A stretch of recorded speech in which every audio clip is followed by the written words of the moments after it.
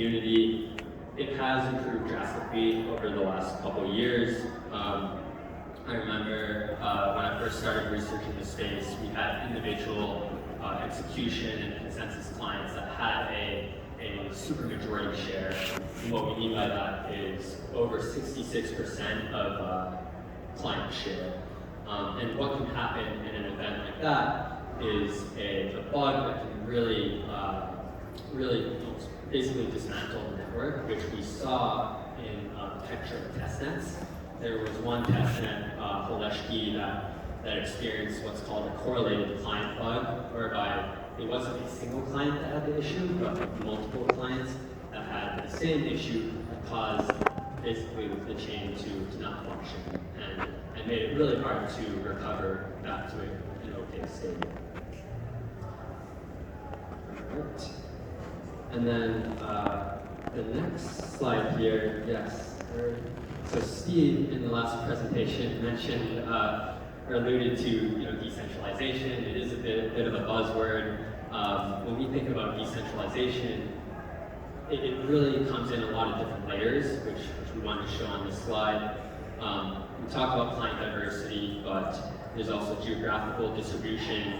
So, making sure that your validator set across the network is spread across different regions and countries. You don't want to be in one country where there's concentrated regulatory risk.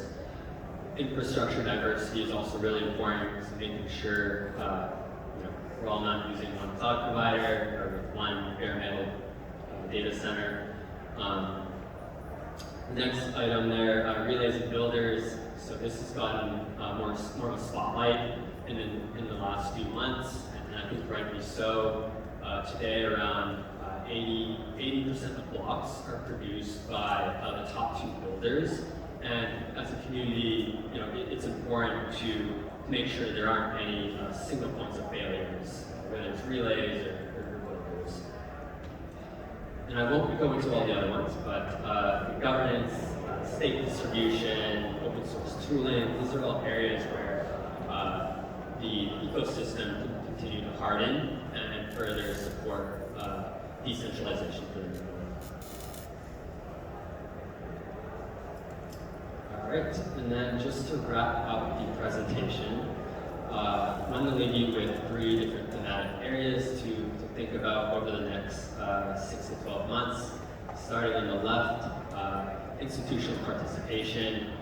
Today, around 5% of total WEEK sits across ETPs. It's a big when and if, but when and if there's a green light for staking to be allowed with these ETPs, that's likely going to increase stake rate.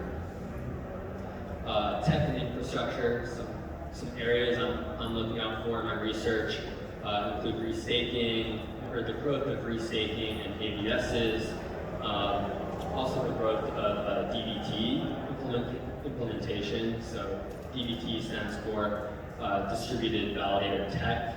Essentially, there are ways you can make your infrastructure more hardened by running multiple instances of one instance that almost perform signing to harden your infra. This may be too simplistic of an analogy, but it's sort of like multi-sig for your validators.